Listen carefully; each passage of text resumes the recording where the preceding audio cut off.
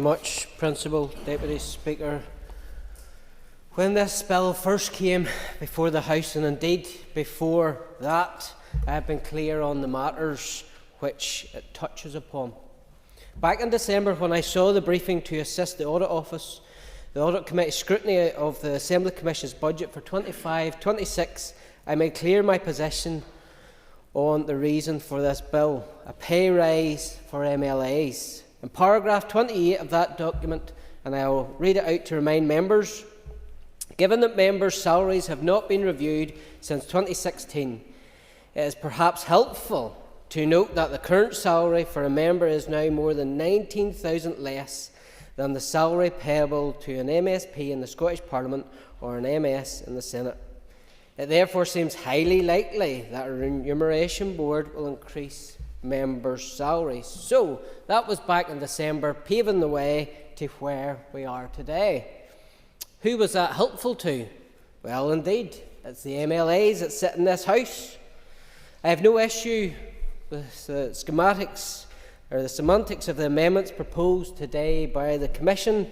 If you want to call it independent, the parties on the Commission have the numbers to vote that through, so go on ahead. So I have no plans to oppose Amendments 1, 9, 10, 12 and 14. If it makes you sleep better at night that you have inserted the word independent, well, that's for yourselves to clear with your conscience. However, I do want to be on record as making clear that there was nothing independent about the decision of whether MLAs should get a pay rise. Clause 3, which insists that MLA pay is benchmarked against legislative bodies where the pay is higher than that currently obtained by members of this House, makes that clear.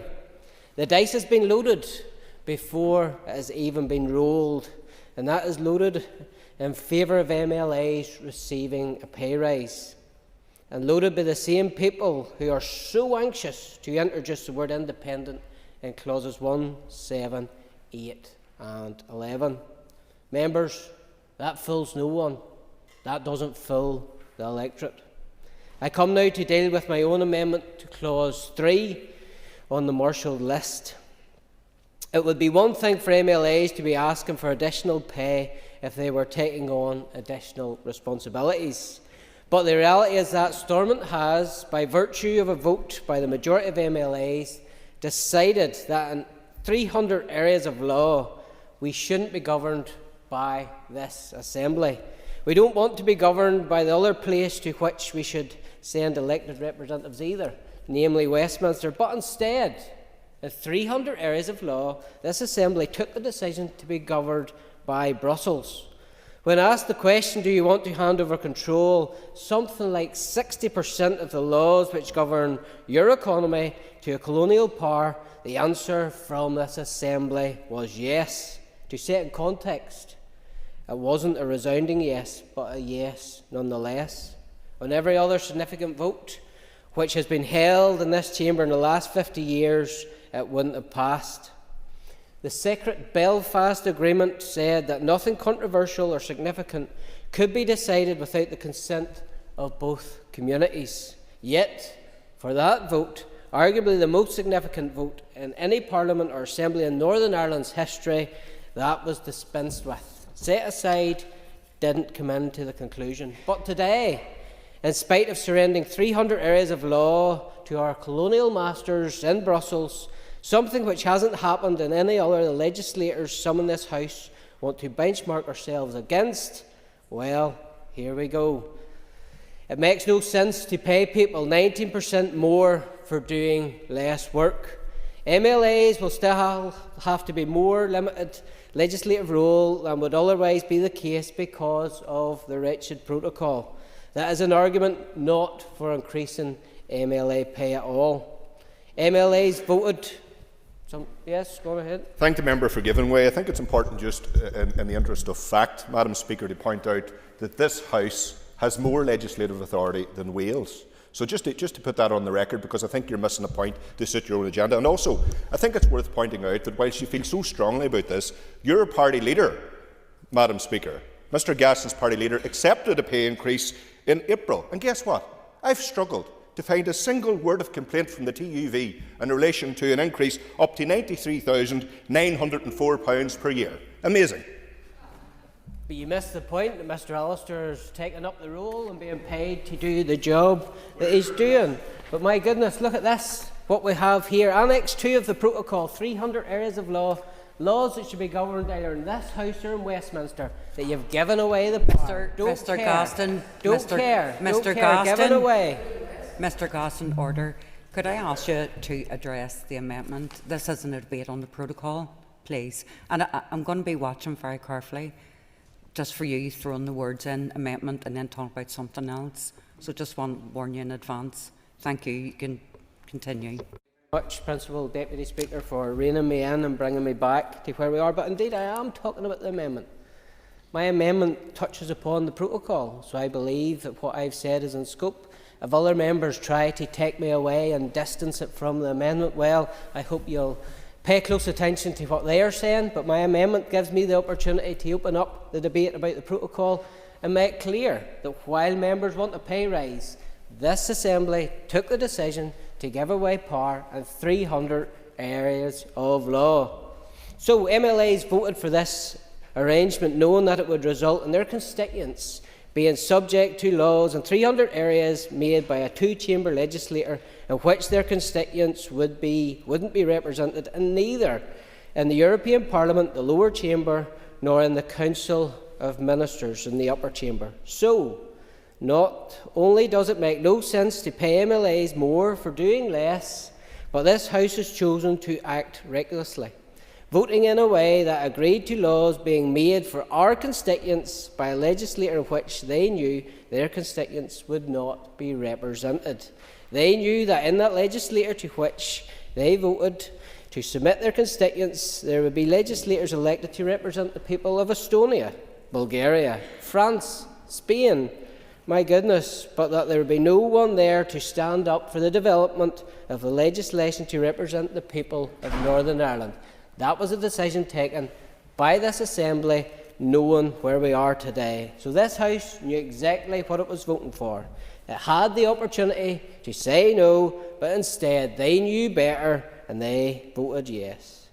It is doubtful that any legislator anywhere in the world entrusted with the right to represent his or her constituents should have ever agreed to their disenfranchisement in this way. At a time when trust in politics is indeed low, what an appalling way for an elected politician to treat their constituents without planning, whilst planning for a pay rise in the background. Principal Deputy Speaker, I will not detain the House by rehearsing those arguments in relation to Amendment 4, but linked to both Amendment 3 and 4 and perhaps requiring a little more explanation is Amendment 13. It should be supported by any member of this House who opposes the protocol. I note Mr Butler's opposition to that, but indeed I will set out my reasons why. In essence, it would mean that any pay rise for MLAs is suspended until such times as the protocol has gone. Once this House has seen the return of the powers surrendered to Brussels, returned to Stormont and Westminster, and only then will members see the provisions of this bill come into operation. I say to fellow Unionist members, this is your opportunity to put the pressure on the pro-protocol parties in this House. Prove the TUV wrong. Show that when we claim this place as a racket where people are just interested in their pay packet, we are mistaken. Mr Gostin, sorry, I'm going to raise a point of order here. So, I've given you a lot of latitude. I also give you advance warning. I would really respectfully request that you now focus on the board's functions in relation to your amendment. This is an opportunity for you to have an open-ended speech on a protocol. Thank you. My remarks to Amendment 4 to an end and continue where I was back. This amendment, which stops any rise for MLAs while the protocol remains, but don't stop there. Make it clear that unless this amendment is built into the bill, you will refuse to support it. So that's my challenge to unionism in this House. put some pressure on the Nationalist and Republican alliance, which ripped up the Belfast Agreement to impose the protocol amongst us. But, Principal Deputy Speaker, forgive me for dancing about somewhat. I'd like to go back to the marshalled list of amendments, to Amendment 4. That amendment seeks to remove reference to the Houses of Parliament in the Irish Republic from the bodies the Board must have regard to when considering the pay to MLAs. To justify that, I would refer members to the opening text of this bill, and in fact any bill introduced to this House. Be it enacted by being passed by the Northern Ireland Assembly and assented to by His Majesty. Northern Ireland is, as the bill acknowledges, part of His Majesty's United Kingdom of Great Britain and Northern Ireland. Why any unionist would seek to dilute that by introducing reference to a foreign parliament is beyond me. If you want to benchmark pay against other parts of the UK, yes, that is one thing, but to introduce a foreign parliament where a government holds office, which makes no secret of the fact that it wants Northern Ireland to cease to exist, is yet another unnecessary way of linking this part of the UK to the Republic. That is not sectarian, Miss Bradshaw. Once again, you have thrown out a number of slurs and you produce no evidence to back it up. But going back to the amendments, yes, go on ahead. I thank the member for giving way, Madam Speaker. I think it's important to point out what is realistic in terms of the comparatives that are made, that we do share this island with the Irish jurisdiction. People consider this one island. You know, you talked about the Good Friday Agreement, Mr Gasson. We do well to respect the wishes and views of people in this House when it comes to that regard, instead of being so dismissive. I would say as well, Madam Speaker, I'm not a fan of abstentionism. And I do think there is a suggestion to unite this House. If Mr Gasson feels so aggrieved by all of the things that are going on, I think we'd be unanimous in supporting him as an abstentionist from this place.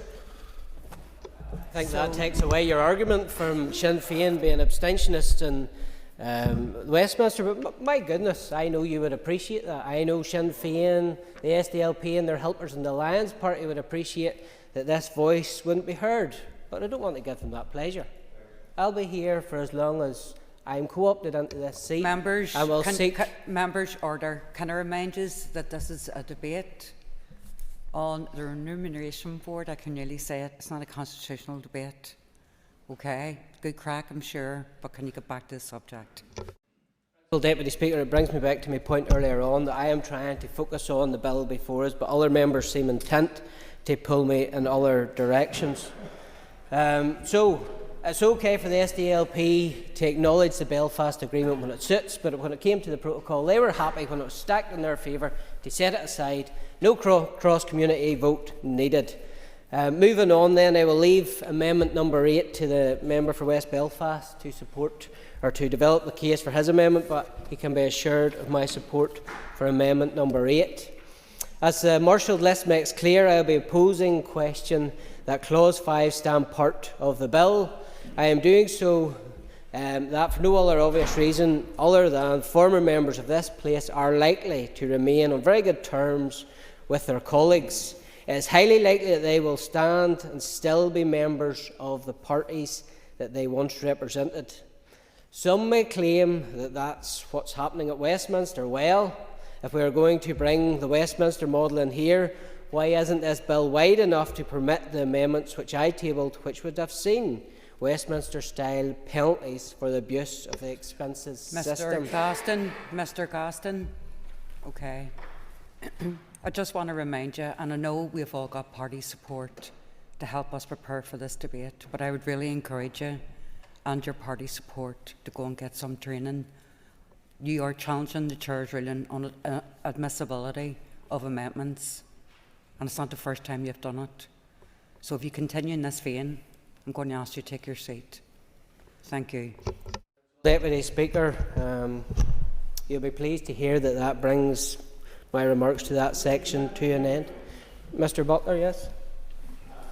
Mr Speaker, I thank the Speaker for actually raising that issue, because when I looked at some of the amendments that have been permitted, I thought that the Speaker's office had been incredibly generous when not calling them into. But can the member who's on his feet, or was on his feet, then point to any of the clauses or articles within the provisions of the Remuneration Bill which will stop an independent body from considering anything that he has actually put forward, because I know there's a member who wants to strip the independence, absolute independence of this panel away from the board, and have previously offered advice and direction to a panel. We have sought not to give any direction to the panel, but is there anything that the member can state that would stop an independent panel from considering the things that he has suggested? And is the member putting on the record that in the event of any pay rise, and the member from West Belfast, that they will not take anything beyond the CPI? Because if they are, as has been suggested today so far, calling into question why this is being brought forward and the morals of members in this House, I find quite repulsive. Thank you. So two things, Mr. Butler. Okay. So your wee challenge to me as well has also been noted, albeit more subtly than Mr. Gaston. So I'm noting that interventions are meant to be small. Okay, they're meant to be brief. No, it doesn't matter even in legislation, I'm telling you. If your party wants to put other members up, it would be good first of all to let us know and then put them up, okay? And we're all trying to get through this as best possible. Mr. Gasson, I'm inviting you to bring your remarks to conclusion, as you said you would. Thank you very much, Principal Deputy Speaker, and I don't want to be detracted. And on that vein, I'm quite generous to let people in, but I sense I'm running close to the wire, and your patience seems to be getting tested in some of this. So I will bring my remarks to amendment number 11 and the close of my remarks regarding this bill. This clause places a duty on the Commission to consult on any bill making provision for salaries, pensions and gratitudes to MLAs or former MLAs. The amendment would place a duty on the Commission to consult MLAs, trustees of the pension scheme, the public and any other people the Commission considers appropriate. It places a duty on the Commission to publish a report on the outcome of that consideration and sets the period for consultation at 12 weeks. And the need to bring in this clause, yes, people might take it for granted and people might say, well, sure, that's what we do for all bills in this House. Well, this has been the need. Yes, it should be standard practice. And it was actually Mr. Butler raised this in his opening remarks. When we look at this bill and we benchmark it against the 12 weeks, which is the norm, if you look at this bill, and I raised this before, when the consultation was open, it was open for 11 weeks and 2 of them was the Christmas holidays. So if we're looking at the 12-week benchmark, this bill failed to meet that benchmark, and that's why I felt the need. Yes, it should be something that's taken for granted, that should be built into every bill as common practice, but unfortunately when we see this bill in front of us, the consultation that ran, it doesn't meet the threshold, hence the need to bring in this as a clause to make it a statutory duty moving forward. In fact, in discussions with the Bill Office, they were unaware of such clauses being built into other bills, and that is why I've outlined there's a simple reason for that. Consultation is such a natural part of the legislative process that such clauses are considered unnecessary. But when it came to this bill before the House today, prior to first reading, no one outside the parties of the Commission had seen sight of it. That wouldn't be the case with an executive or private member's bill, so why should it be the case for a bill of assembly pay? Such an underhand way of operating and did nothing for the credibility of this assembly. It does nothing in terms of building confidence between MLAs and their electorate. In fact, I would argue that there is such a stronger public interest in consulting the bills of this nature than others, and that's why I strongly believe that we need to build in the 12-week consultation and ensure that those outside the Commission are being consulted upon as well. It isn't good enough that matters such as this are debated in the House by the Commission until they publish a completed bill only after it is moved at first stage. My amendment opens the door to more transparency in the Assembly and more input from both members of the House and the public. Anyone who opposes this amendment will have to tell the public why they believe they should have no say in the setting of MLA pay and allowances. And I want to close with a final observation. To my mind, the bill before us today and the amendments on the order paper do not address an issue of concern for the public. In fact, when it came to the only chance for the public to have any say in the bill during the committee stage, 69% of responses either disagreed or strongly disagreed that the board should have regard to the salaries paid to members of other legislators. Ask the public about the abuse of the expenses system in this place, and I have no doubt that you will find widespread support. And when it came to that matter that I rose, it's deep with regret, as I say, amendments tabled weren't considered. That was a missed opportunity to restore confidence to this tainted system.